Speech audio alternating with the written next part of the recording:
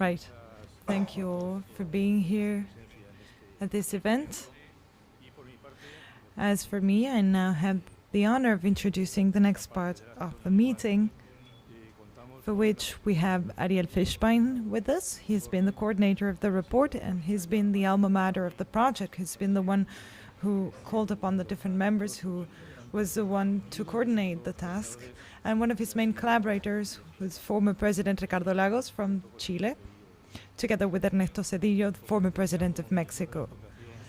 As for me, as chair of the Santillana Foundation, I'm just here to explain why we have been involved in this initiative, and the idea was to offer this project that was proposed to us by El Diálogo. These activities are related to the activities of Santillana Foundation in Europe. Ever since 1969, we've been working in the entire region of Latin America, especially in Latin America, on education. Our DNA and our passion is America and education, and all things related to the improvement of education in the region. This is related to the improvement of education in the region, like I said, and it must, of course, be related to the relevant, significant information of the educational scenario, the educational area. And the idea was to get all information to all those in our communities and our peoples in our countries who build and develop policies and programs and projects that collaborate towards the improvement of education. That debate process that generates greater knowledge and that shares information is what has led us to participate at different initiatives such as this one created by El Diálogo. That is why we have been actively involved both with these entities and with other foundations such as the governments in the region and the different international organizations such as the OEI and UNESCO or the OECD and different organizations, of course. Now, throughout our work, we've always been welcome, we've always been accompanied, and we've always collaborated as will we all. Our work is long-term, and the idea is to have a strategy that will go on in the long run, as it has been since '79. This project is very relevant for a number of reasons, one of which is the fact that it's two coordinators, one of which is former President Lagos and Mr. Zedillo were both ministers of education. This is a happy coincidence, and they have both continued to be involved and to work for the improvement of education in Latin America. I think it is a privilege to us all to have people with that will, with that interest towards ongoing improvement and to help the children in our region. That's all I have to say. I will now give the floor to Ariel, who will now start and delve into the description of the report on the improvement of education in the region. Ariel Fischbein speaking. Thank you very much, Mariano. Good afternoon, everyone. It is an honor and a pleasure to be here today and to have the possibility of presenting the report on behalf of the members of the committee. Not all of them could make it here today, which is why I would like to start by introducing them to you. These are all their names, and I think they should all receive our acknowledgement, not just from us, co-chairs of the committee, but from all members. And you see here who they are. We have Gerardo de la Paulera, who's one of the 12 members, and he's here with us today. I'll try to be brief in order to allow you and to encourage you to read the report. If I tell you what it's all about, no one will read it afterwards. But the essential goal of my intervention here is to generate some deliberations and debates. So I'm going to introduce the main ideas of what we've done. The starting point, which is the first chapter, is a panorama, a background on Latin American education, where over the past few decades there's been much progress made in terms of engaging the youth and children in schools. This is fundamental. It's been the case in all of the region, and we have made great strides towards that. Part of this corresponds to an important tax effort that allowed us to improve and increase that coverage. And now that said, in terms of the results of that mass engagement of children in schools, there's been less progress. This is proven by a number of drivers that are analyzed in the report. I think you must all know most of the subjects here. Perhaps the high levels of school dropout is what you must know. This is the case in primary school and high school, but also in graduate studies where we have great rates of dropout. What's most particular of our educational systems are the low levels of learning. When we compare them to the learning levels in countries that are developed or emerging, we always see a difference in levels and in progress rate in time, and that is truly impressive. Latin America is therefore in a situation of disadvantage vis-à-vis the international economic competition and challenges our assumptions regarding economic well-being towards the future for our societies.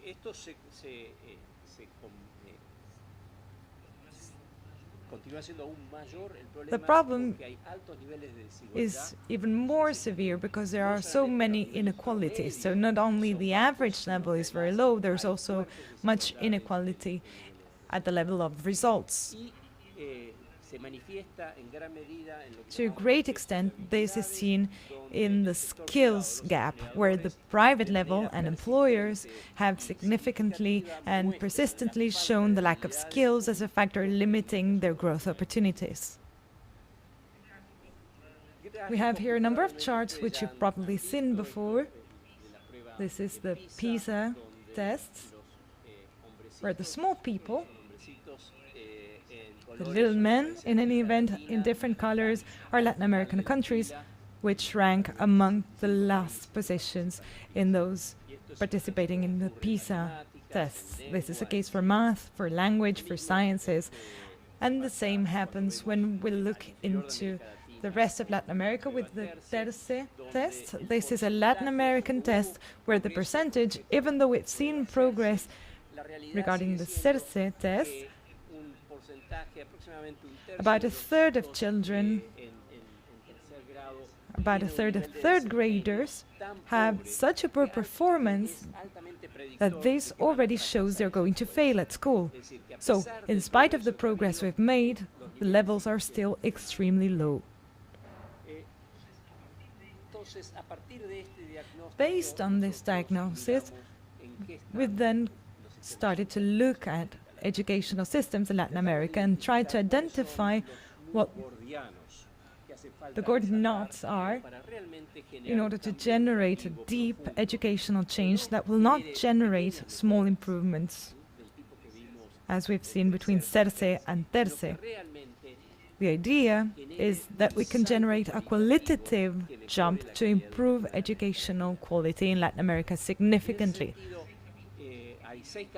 So the report includes 6 chapters that deal with Gordian knots, the first of which is related to the early child development. As you know, the sad reality is that many children, a high proportion of children, reach primary school with cognitive development levels that are so low that even if schools worked properly, it would be too hard to repair those gaps. So a great proportion of the investments that could in fact improve educational quality at the level of basic education are prior to the arrival of children to primary school. This is related then to the expansion of a quality preschool education, and I would like to underscore this notion of quality, which is related to having children join school with quality previous education. So we have to work at homes as well in order to generate greater cognitive, socio-emotional, and motor development in children between 3 and 5 years. A lot of the preparation is to take place before the children reach school. So Latin America has a great task at hand in this regard. In Latin America, we've seen a certain discovery of the importance of the matter, but there's still great gaps, not only in terms of coverage, but also in terms of quality and institutional development that is necessary in order to accomplish our objective of early child development. The second subject on which we have focused is teachers' excellence. I think we all agree on the importance of the faculty to generate quality learning in the classroom. Without teachers' quality, without teachers' excellence, it is difficult, if not impossible, to have excellency at the level of learning. So what do we need to do at this level? In a nutshell, from our viewpoint, the committee concluded that what we need is to develop and to turn the teaching vocation into a profession based on meritocracy, which means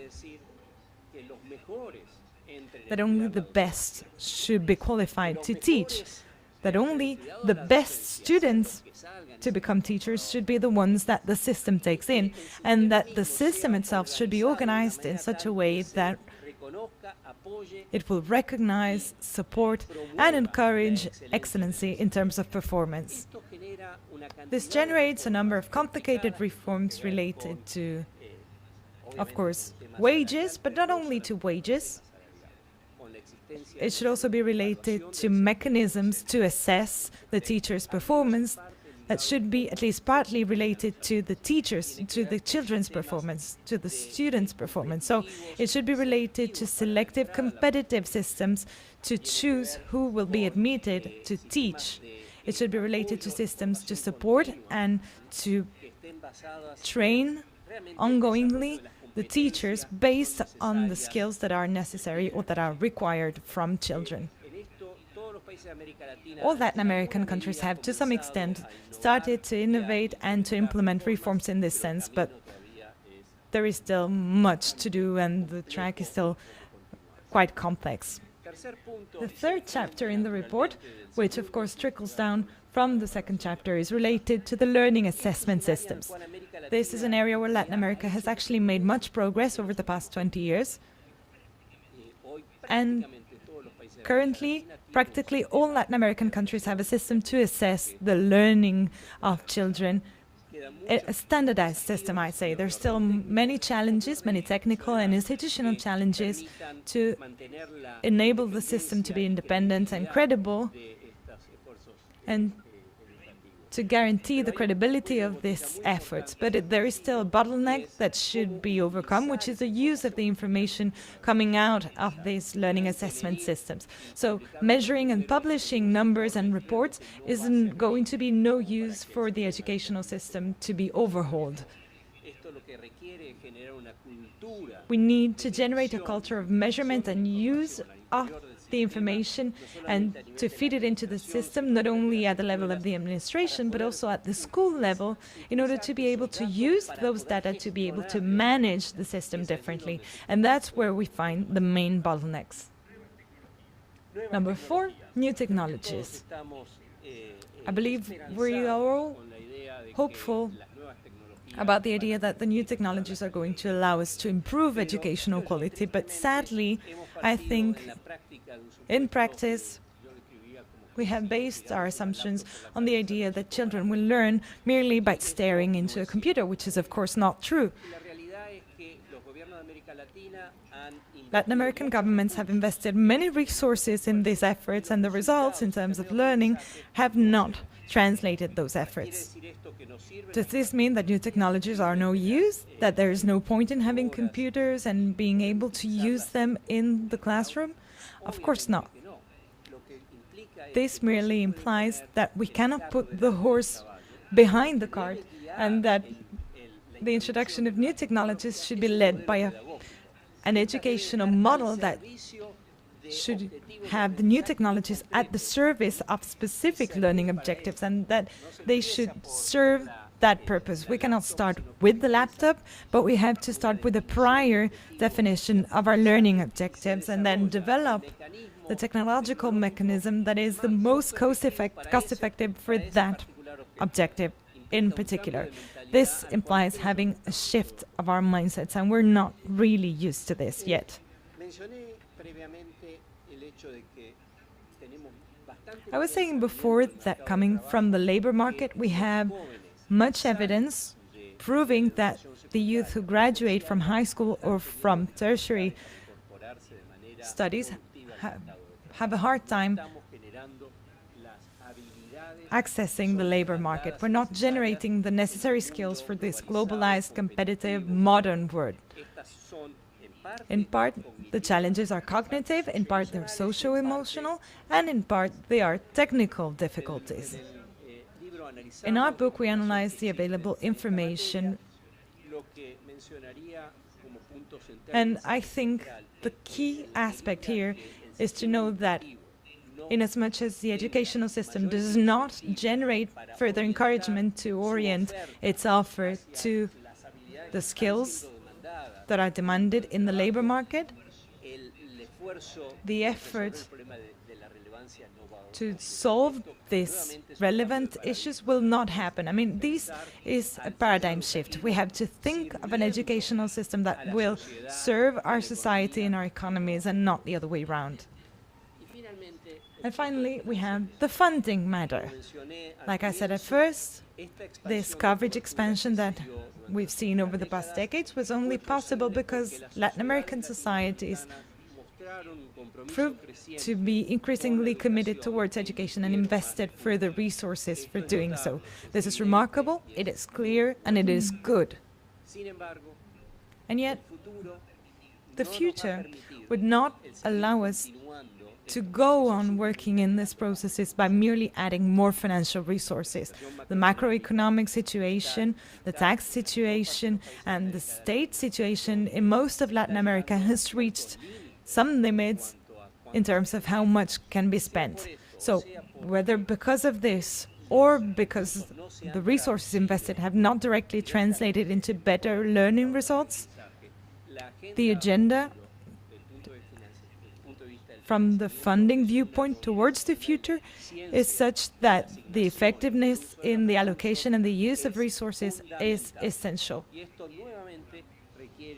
Once again, we will need a cultural shift to which we are not used. This said, the committee suggests in its document that we need a social covenant for quality education. So this requires social commitment, multi-year commitment that will turn these measures into true state policies. We have discussed the subject just in some depth, but we measure three main ideas, and that is what we propose in the report. So the only way in which these social covenants can have teeth, they can have some meat, and they can work and make sense, is if they set it upon themselves to have transparent goals that will commit the government, the civil society, the parents, and the schools to generate the changes needed. Without goals, we have a lot of blah blah where it's always too easy to evade our responsibilities. So that is point number one. Second point that we have mentioned as one of the main aspects is the political, administrative, and technical leadership. It is easy to say it. I say it very easily, but it's very hard to do them. It takes leadership at different levels. We need political leadership, of which we're going to hear later on, but there's also the need for administrative leadership stemming from the educational sector, where the headmasters, for instance, have a fundamental role. And then technical leadership, where the bridges that must be built and strengthened between the world of research and the world of policy implementation are extremely important. And then finally, there's the social involvement issue, which is a matter that must be generated from schools, and also the generation of accountability mechanisms for mutual responsibility, without which it is very hard to uphold these processes that are long and complicated. I will stop here and give the floor to former President Lagos.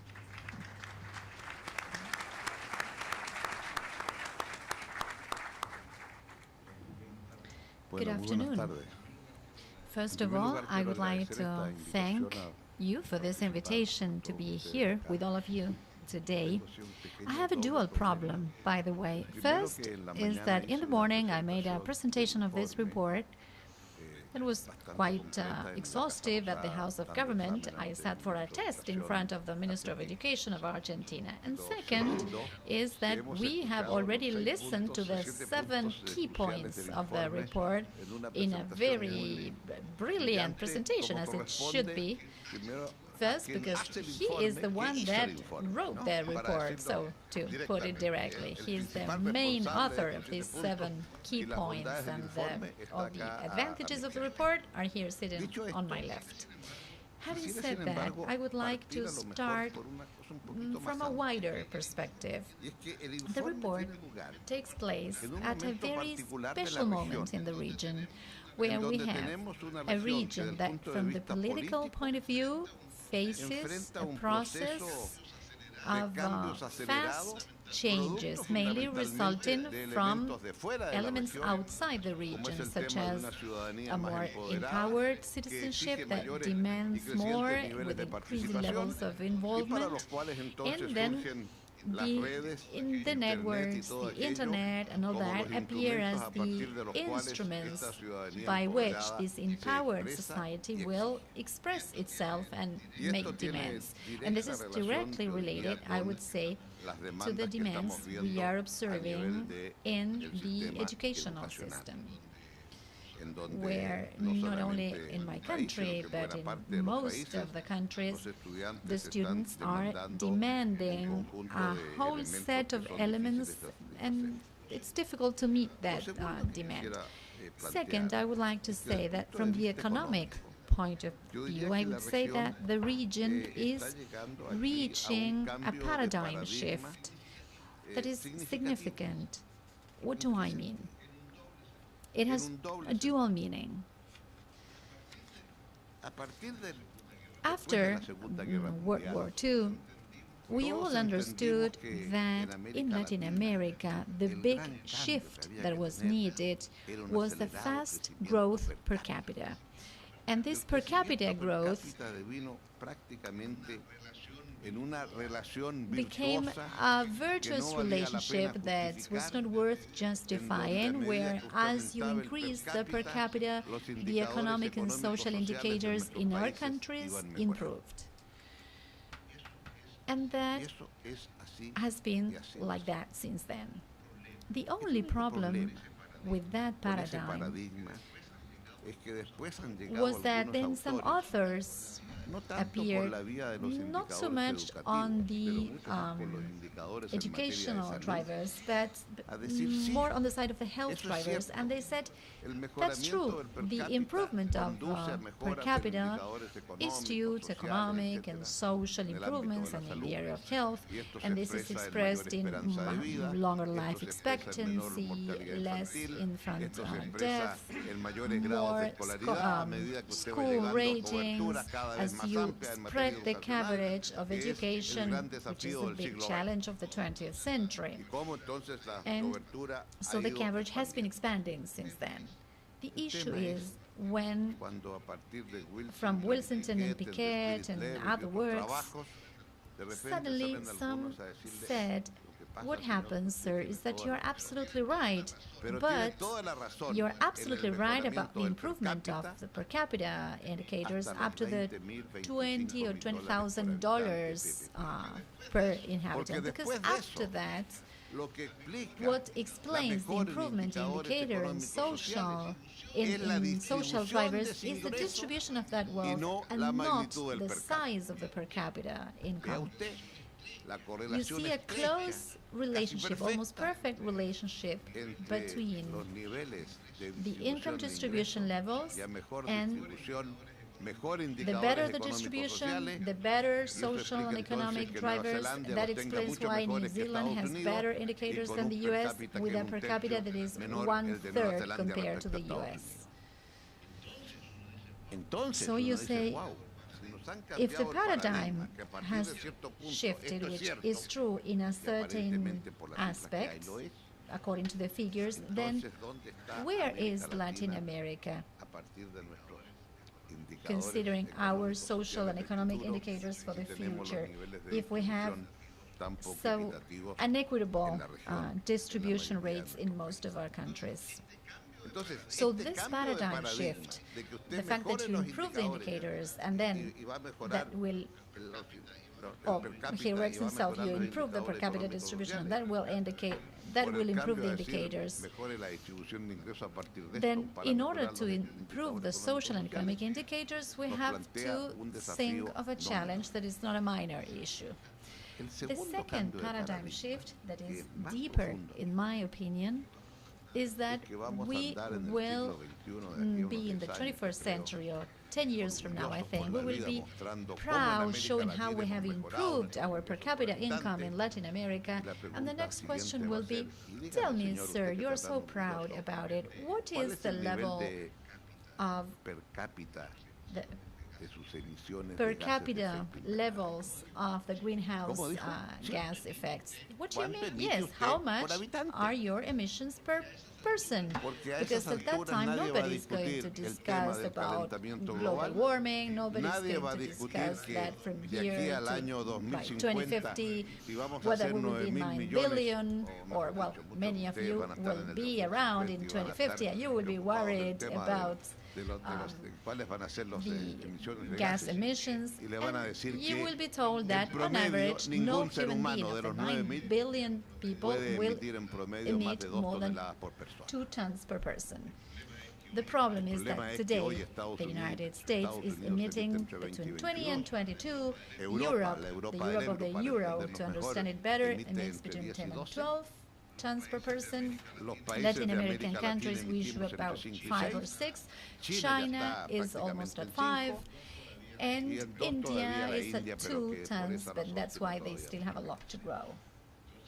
So the challenge from now, 2016 and 2050, in order to reach the 2 tons, and we all want to keep growing, is a challenge of a size we are not aware of. But I have no doubt that this indicator will be a civility indicator, because if that is the case, how do you introduce these new elements? And I would like to add them to this report about how we teach our youth, because they, I'm sure they will be around by 2050. And just to give you a very simple example, in my opinion, the history of 2 cities, Atlanta and Barcelona. Both had 5.3 million people. Both have almost the same per capita income. And you won't believe this, but Atlanta emits 7 times more, not 70%, 7 times more than Barcelona. Yeah, I know. Barcelona is close to the hill, so they had to have the density they have. Atlanta has large spaces. Barcelona has only public parks because nobody can have a private park in their homes. In Atlanta, the parks are inside the suburban homes. Barcelona has, of course, public transportation. On the other city, you drive 1 hour from your home to your job, and you're alone in your car. What do I mean? That a large part of what we will see in the future are large levels of investment in our cities, and the question then should be whether that investment, whether we want that to look like Barcelona or to look like Atlanta. This new way of thinking, how do we introduce that in the educational challenges for the future? And I will finish this in a different way. Those youth we're going to train and educate, they should be clear about the fact that the planet, no matter what we do, it will exist. what will not exist, depending on what we do on the earth, is our ability to live on that planet that will be uninhospitable for human life as we know it. Now, if we are thinking on education, how much of that should be included in this?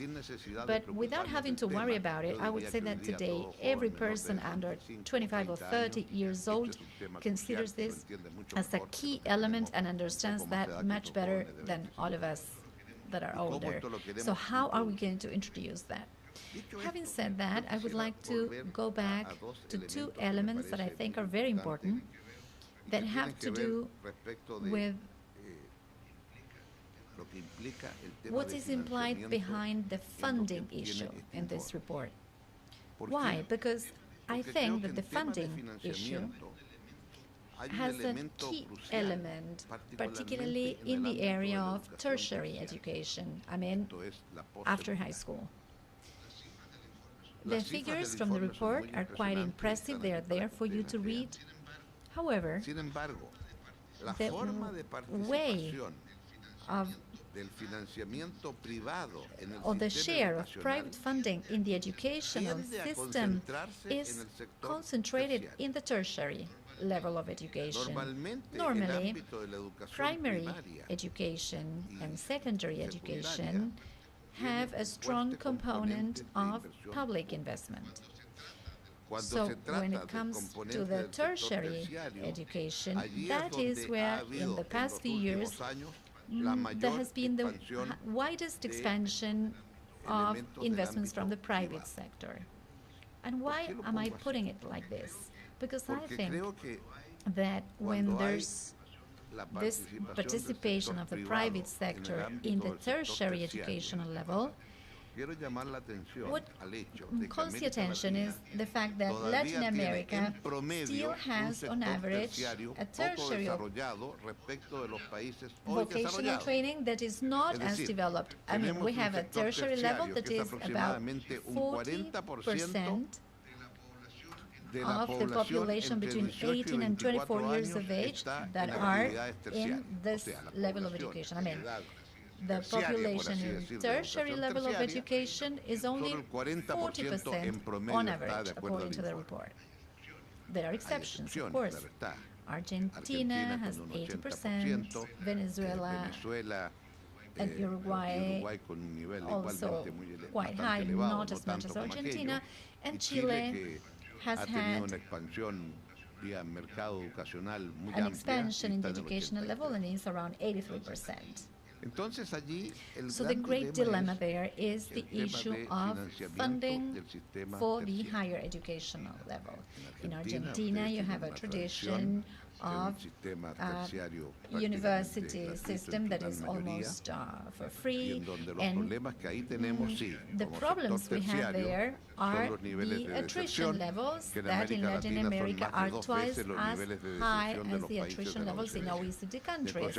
And therefore, the issue of education resources with that level of attrition forces us to be extremely careful of that analysis. Second is the issue of this education being for free that is here to stay. When you want to deal with this topic in order to add elements of accessibility, to guarantee the access to free education for those social and economic sectors in the lowest income sectors of the population, there is a trend to assume that by adding more quintiles of this population is similar in the different levels. And the truth is that the easiest thing is to ensure access to the lowest quintile of the population, because in the lowest quintile of the population, precisely because it is the lowest, those that reach university in my countries are under 20%, 18%. Therefore, if I want to guarantee free education to that quintile of the population, well, I have to ensure free education only to 18% of that quintile, because the rest won't make it. But if I want to ensure free education to the last quintile, the highest, the richest part of the population, then, oh my God, that is almost 94% of students in the last, the richest quintile that are in the university level. So the expense of ensuring education, free education to the last quintile is absolutely disproportionate to the first, lowest quintile. So this is an issue of funding that, in my opinion, is key, because the trend is saying free education for all. I have always considered it, when I was young at university, as something obvious. Let's go to a university system where almost everybody, well, those that can access education, even if they were in the lowest quintile, well, the selection was based on how many of us completed our secondary education. So I always said, this is not second level education, this is the terminal education, because most of them won't make it to university. I think that under 20% of us made it to university, and of that 20%, perhaps 15 graduated. So this is an issue of funding on the one hand, free education on the other, and it has become a very powerful element. And I think that we are not properly understanding the social and economic differences of the educational levels at university education. So we are successfully finishing the levels of 100% coverage in the basic education, and now in most of our countries they are reaching that coverage. But the problem today is not to have a bench or seat in primary or secondary education. The challenge is to have incentives to stay there and not to drop out, because dropout is the basic element and not the lack of a seat in the classroom, as was the case before. But when we go to university level, we have a dichotomy there. And I don't need to say that then, when you go into the funding issue, as still happens, and we don't have a full coverage in the pre-basic education. That's a big difficulty. So there the report makes an important distinction about the demographics, and we haven't analyzed that enough. And the report makes a clear hint at that, and it says, just like the demographics in Latin America go against spending on health and spending on social security, because our populations are getting older, and therefore, if our population is getting older, the actuarial estimations for a recent retirement fund have to be updated every year, because we live longer. And because we are living increasingly longer, well, the expenditure on health will be higher.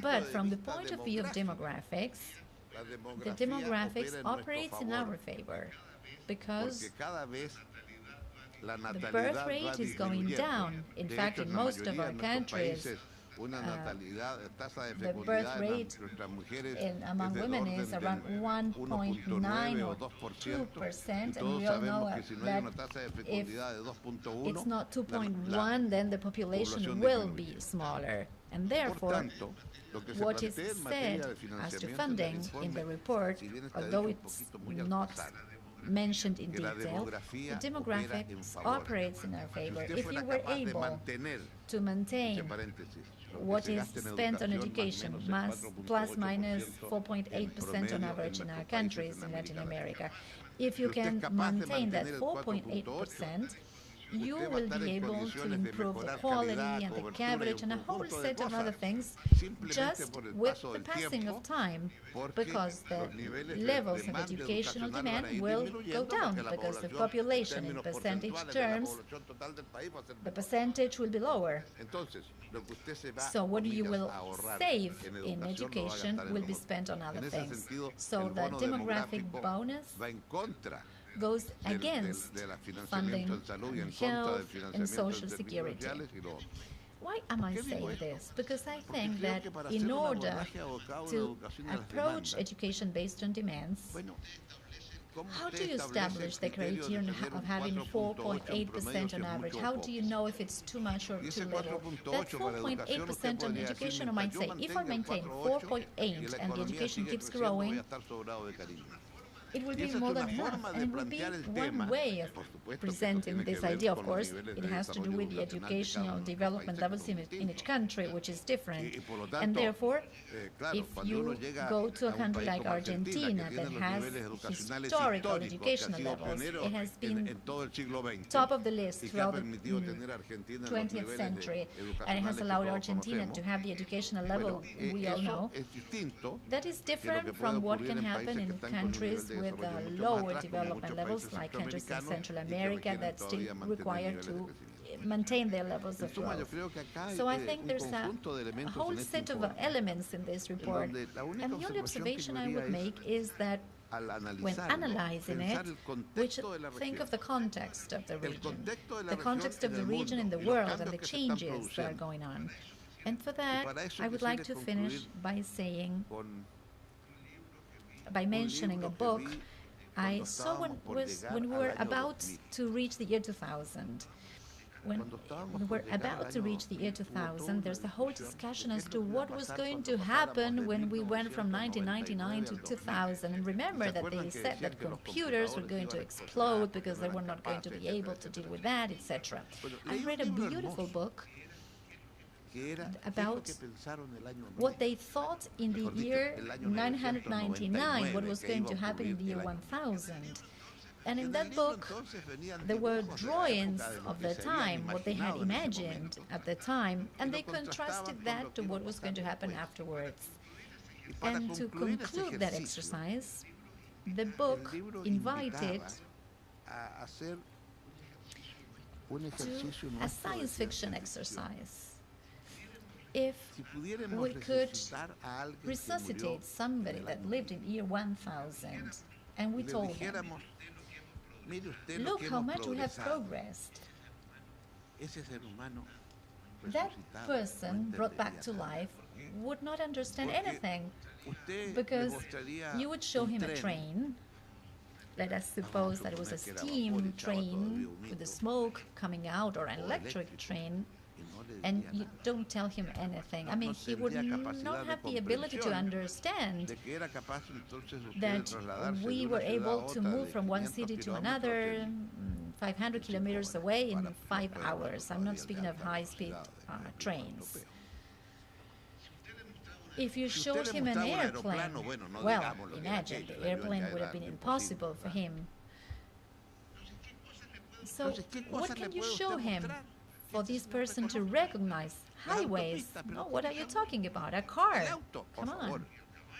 The horse is the way we move from one place to another. Or the cart, perhaps. And so on and so forth. This book continued. It was so entertaining. I moved all the pages, and suddenly they showed this man that was brought back to life, a room a little smaller than this one, with people that were perhaps younger than you, and behind there was a board, and a man standing in front of the board. And that man, the man that was brought back to life, said, I recognize this. This is a classroom with a teacher. And then I thought, I mean, we have not changed much in 1,000 years. We keep having the classroom with a teacher. Well, I don't know if now we would be able to say the same. And I will finish with this. what will be the equivalent of the classroom after the introduction of all the instruments we know? Because this is the beginning of the answer, this hint, but we have a long way to go. And I imagine that in the year 2000, when somebody has a look at that, they will not recognize the classroom. Thank you.